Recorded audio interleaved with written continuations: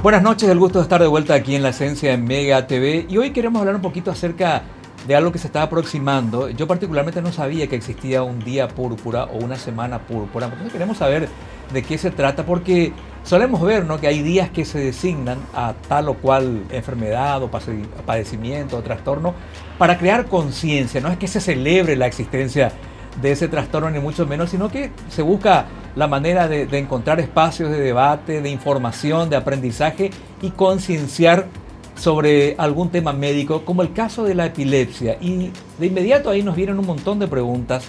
¿Cuánta gente padece? Si hay una tasa a nivel nacional o internacional. ¿Son más los chicos o los adultos los que padecen la epilepsia? ¿Es tratable? ¿Es curable? ¿Por qué la gente suele tener episodios de epilepsia? ¿Qué es la epilepsia? ¿Qué pasa dentro de nuestro cerebro para que eso llegue a manifestarse? Doctora Silvia González, neuróloga, ¿no? ¿La presento bien así? Sí, así mismo, está bien. ¿Cómo está, doctora? Gracias por venir. Muchísimas gracias por la invitación. Bueno, a ver, Día Púrpura y Semana Púrpura, sí. ¿De qué se trata? El 26 de marzo, ¿es? Sí, así mismo. Se celebra, vamos a decirle, un día especial en el Día de la Epilepsia, sobre todo de crear conciencia y de crear más conocimiento, que se conozca más, muchas veces para los pacientes también, para que se pierdan el miedo y para que también, es como un tabú, la gente tiene como un tabú que antes inclusive se asociaba a posesiones, ¿verdad? Claro, entonces claro. Es como para desmitificar todos los mitos que hay referente a la epilepsia. Claro, porque en tiempos bíblicos y muchos de los relatos que leemos en la Biblia de gente que tenía aparentemente posesiones demoníacas y después alguien venía y lo curaba, eran casos de epilepsia seguramente, sí, ¿no? Así mismo. Hoy en día es una enfermedad conocida, tratable, ¿cómo es? Es mucho más conocida que en otros años, ¿sí? Es súper tratable, ¿verdad? Y lo que sí se tiene más información. Se tiene más información sobre los tipos de epilepsia. Hay diferentes tratamientos ahora, diferentes tratamientos, inclusive tratamientos quirúrgicos que mejoran el control de crisis. Hay muchos fármacos, más que antes, ¿verdad?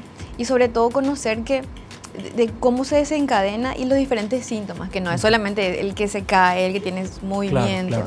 Claro, sí, antes de comenzar el programa usted me decía muchos casos que no llegan a esa convulsión que todos vemos, que todos conocemos, sino que la epilepsia tiene varias versiones, digamos, doctora, de manifestación. Sí. ¿Qué, por ejemplo? Bueno, la epilepsia normalmente, por comparar, vos me estés escuchando, yo te esté hablando, todo nuestro cerebro se comunica por neurotransmisores, vamos a decir, una bolsa de hormonas, y también tenemos una corriente eléctrica que se hace en forma ordenada. En la epilepsia es como que agarraste y prendiste todo el alumbrado público al mismo tiempo. Ese foco de irritación, vamos a decirle, que se llamaba antes, depende de qué zona del cerebro esté, dónde se inicia ese foco de epilepsia. Tu cerebro es súper complejo, es re inteligente. Vos pensás, olés, mirás, saboreás, tenés sentimientos. Entonces depende de dónde esté ese foco de epilepsia, dependen los síntomas que vas a tener. Vamos a suponer, si tu foco está en la parte de la visión, hay pacientes que pueden comenzar con destellos de luces, o de repente ven como en las películas Harry Potter que se mueven las cosas, o de repente ven diferentes como imagen en un espejo, ¿sí? Entonces esos síntomas que inician de esa forma y son repetitivos, puede ser un foco epileptógeno. No solamente ese paciente que se cae y le ven moviendo, porque famoso uno dice epilepsia y piensa en la convulsión que es motora, ¿verdad? Claro. Sí, no es así. Eso me lleva a la siguiente pregunta, doctora. ¿Puede ser que uno sea epiléptico sin que lo sepa entonces, si tiene esos síntomas que para mí son nuevos relacionados a la epilepsia? Sí, muchos síntomas inclusive se pueden confundir con trastornos psiquiátricos. Exactamente, sí. Exactamente. Por eso yo le decía hace rato, si yo empiezo a ver doble, bueno, yo tengo estrabismo, de hecho, que estoy acostumbrado a ver doble, ¿verdad? Pero de todas maneras, si empiezo a ver un efecto espejo o algo borroso o un déjà vu frecuente, pues después quiero llegar a eso, yo asociaba con otro tipo de cosas, no con la epilepsia, pero podría tener relación. Sí.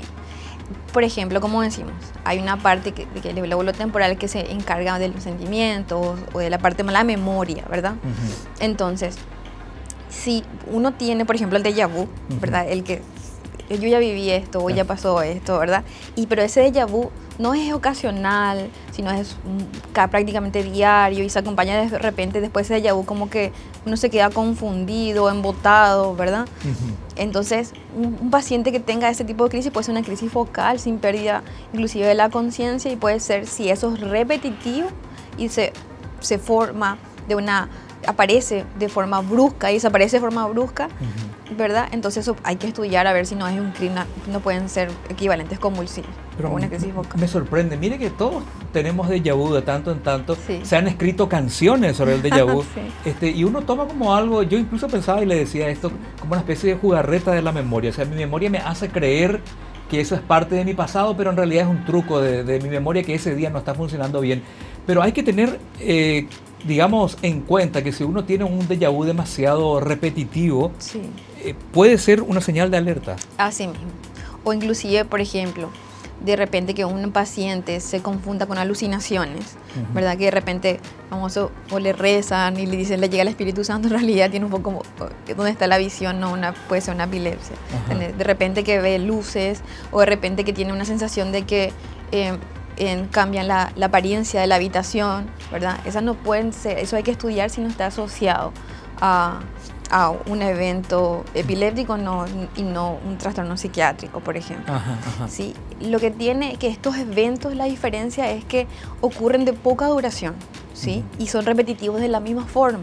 Entonces, si el paciente, a ver, si un día vos estás normalmente trabajando y de repente ocurren estas alucinaciones y después terminan estas alucinaciones y vos continúas normal, vamos a decir, un poco embotado, hay que ver si en realidad no fue un foco de crisis, no una alucinación de la índole psiquiátrica, ¿entendés?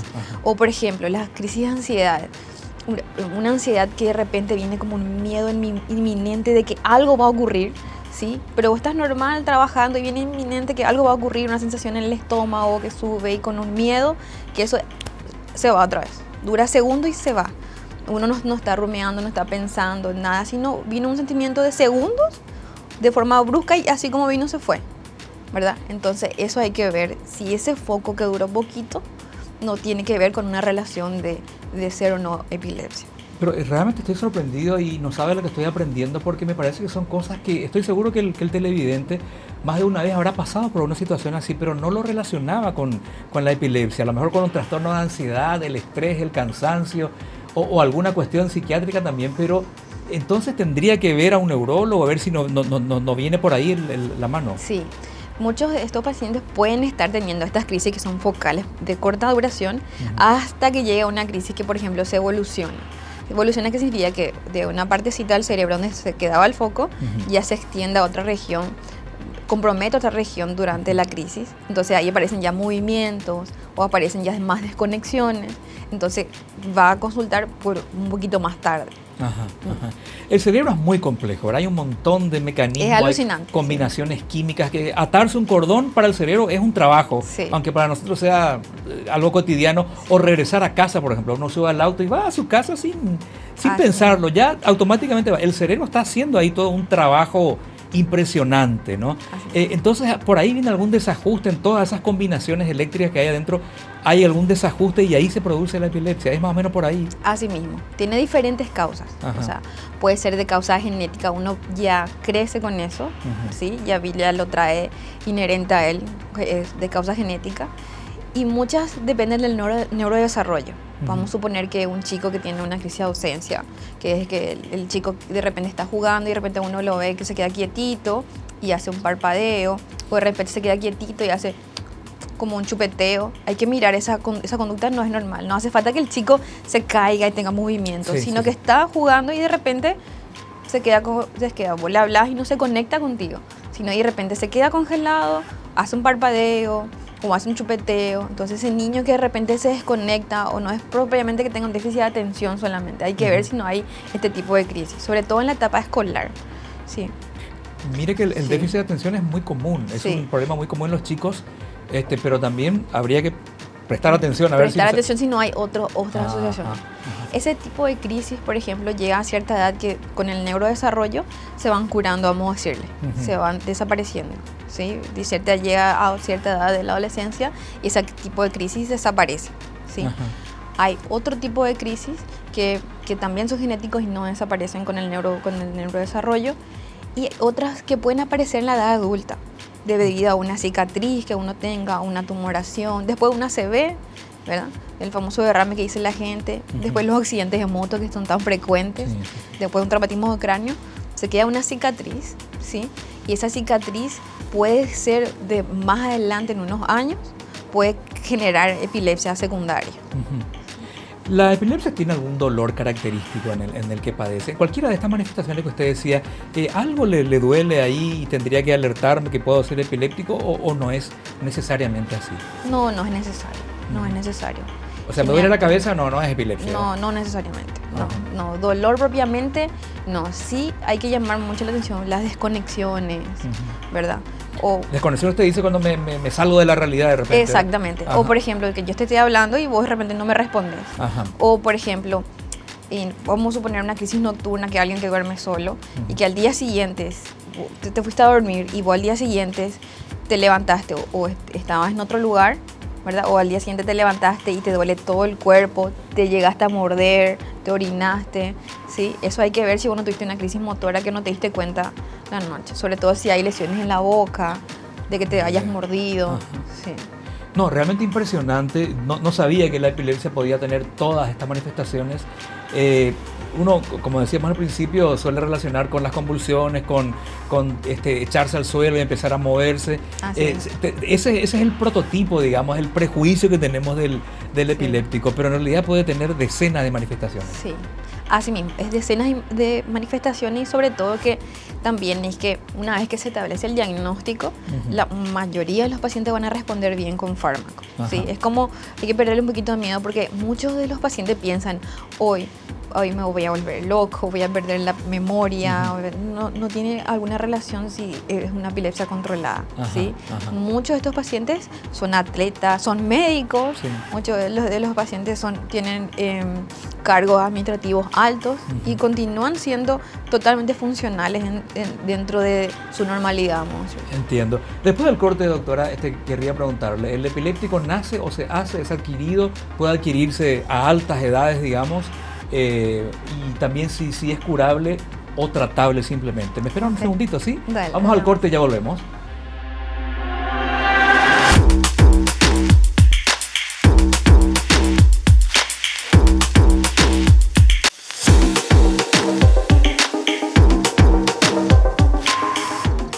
Bueno, hoy estábamos hablando de la epilepsia. Dentro de un rato voy a volver a preguntar a la doctora en qué consiste el Día Púrpura y cómo se puede llegar a crear más concienciación en la gente acerca de la posibilidad de que la epilepsia esté muy cerca de nosotros y no lo sabemos.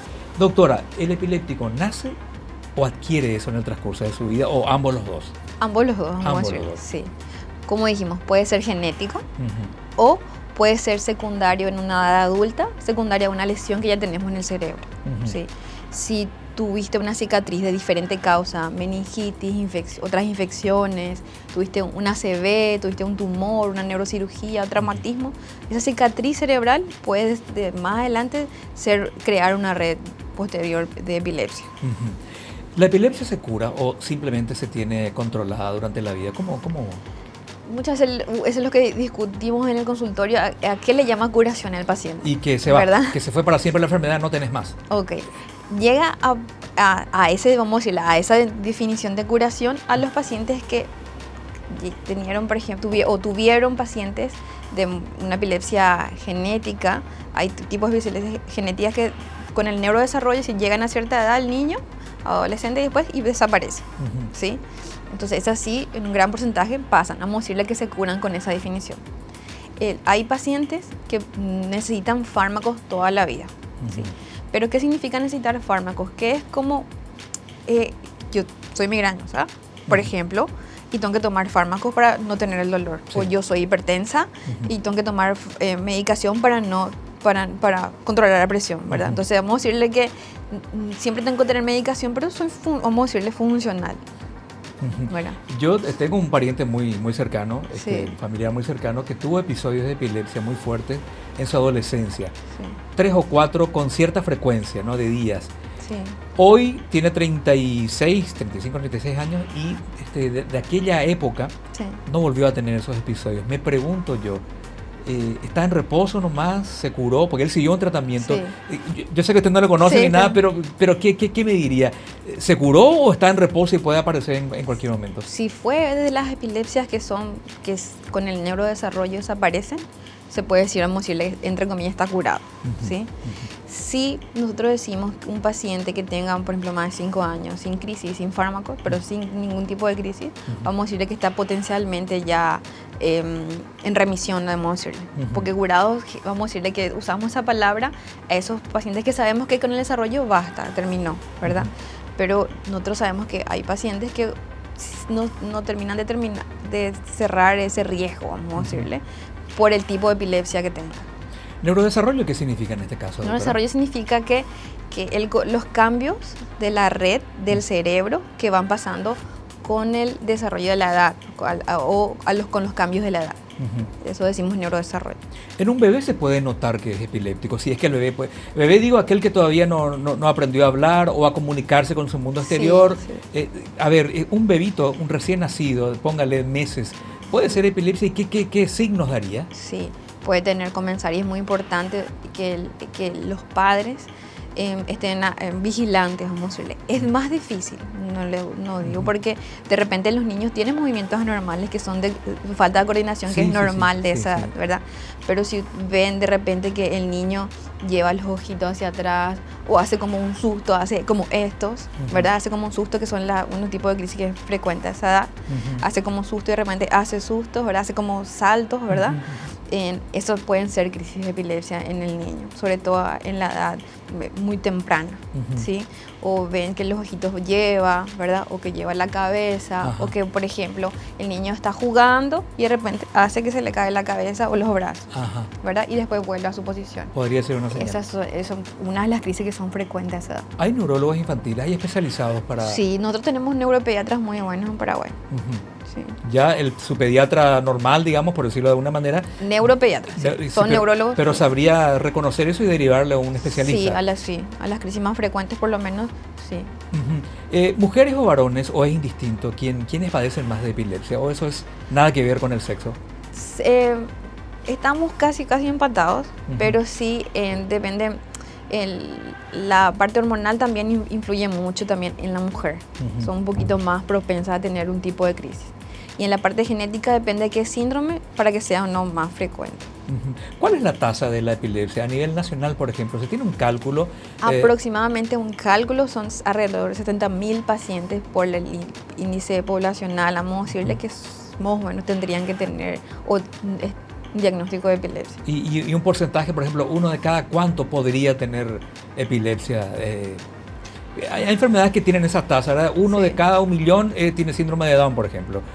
Y en la epilepsia se maneja ese tipo de porcentajes. Se maneja, pero en realidad depende más de la franja etaria. Por ejemplo, te digo, de los pacientes, por ejemplo, no sé, del riesgo que tenga, por ejemplo, un síndrome de Dravet o un síndrome epiléptico es una tasa muy baja, ¿verdad?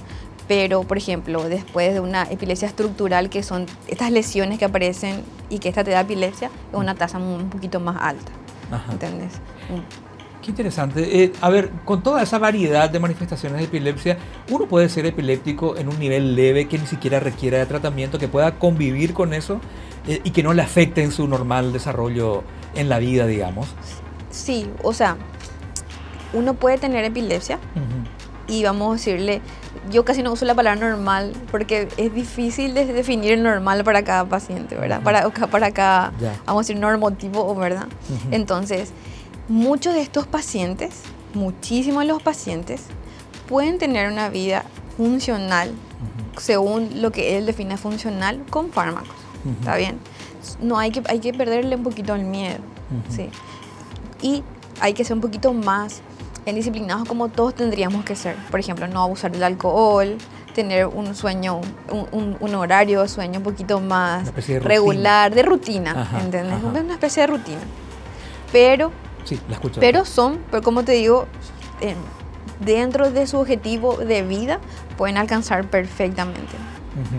En el sistema público, en la salud pública, ¿hay rubros para el epiléptico, fármacos disponibles o es de difícil consecución también como ciertas enfermedades? Porque yo supongo que deben ser fármacos bastante costosos. Sí. Tenemos los fármacos que son de menor costo y los fármacos que son de mayor costo, ¿verdad? Dentro del campo de neurología y del campo de la psiquiatría, nosotros como país todavía le debemos mucho a la salud mental en general y a la salud neurológica, ¿sí? Nosotros con un grupo totalmente de honores de especialistas estábamos trabajando en un protocolo para el ministerio, pero debemos decirle de puro corazón, ¿verdad? De forma de que ingresen nuevos tratamientos, que sabemos que hay pacientes que un adulto en una franja etaria que puedes trabajar, ¿sí? Si él puede acceder a ese fármaco, él puede ser funcional para él y para su familia y para la sociedad, ¿entendés? Porque acá en Paraguay nosotros no tenemos centros donde, por ejemplo, si vos tenés una lesión, ¿verdad? Vos no tenés un centro donde ese centro se ocupa de rehabilitarte, sino que vas a tener que un cuidador, generalmente es la familia, es alguien que ya, ese paciente ya no va a producir, ¿verdad? Ese cuidador que se va a tener que quedar a cargo ya no va a producir, ¿verdad? Y es una cadena que en realidad, que el que ve de afuera no entiende que en realidad nos afecta como sociedad, no solamente a la familia, ¿verdad?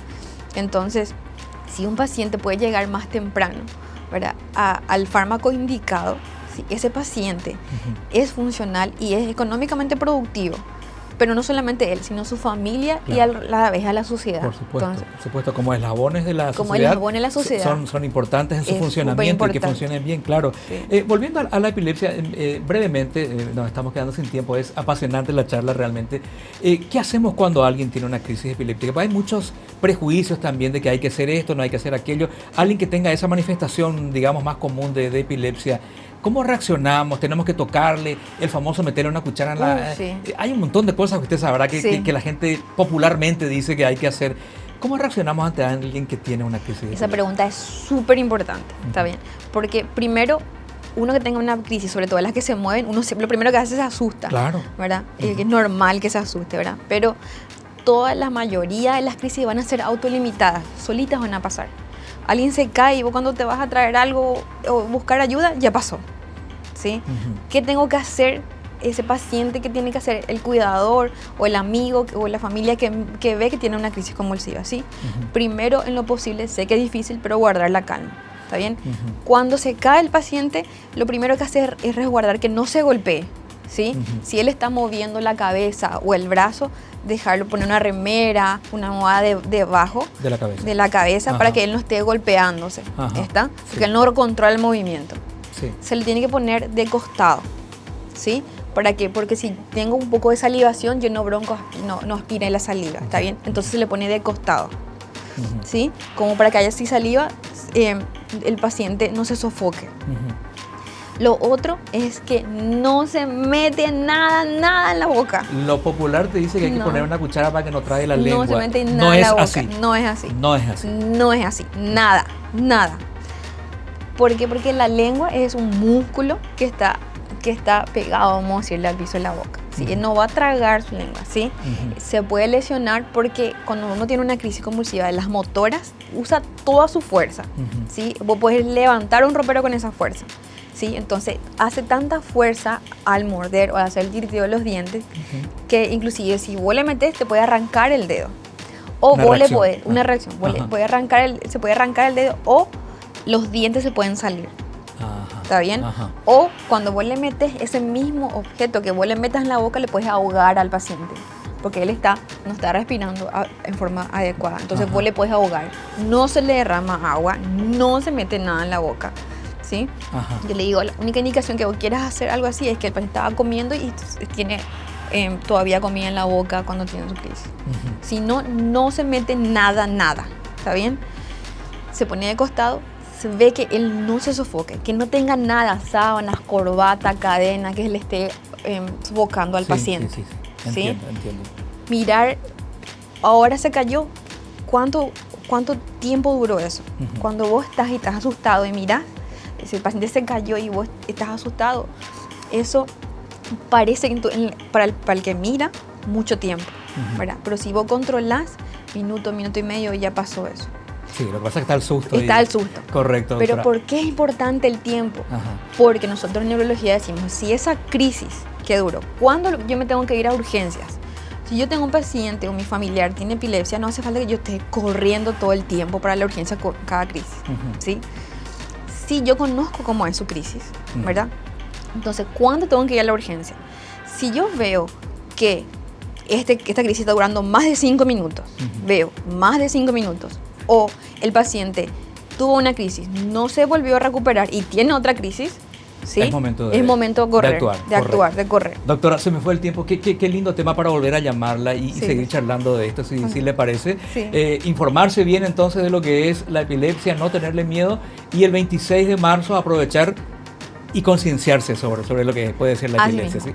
También vamos a tener, este año es el primer congreso de epilepsia que está organizando la Liga Paraguaya de Epilepsia. Correcto. Sí. Bueno, muy bien, doctora, gracias por venir, se me fue el tiempo. Dale. Nada más. Bueno, qué gusto charlar con la doctora, la vamos a buscar de vuelta, la vamos a traer de nuevo para seguir hablando de esto que es apasionante. Se nos fue el tiempo y muy rápido para nuestro gusto. Hasta la próxima de La Esencia.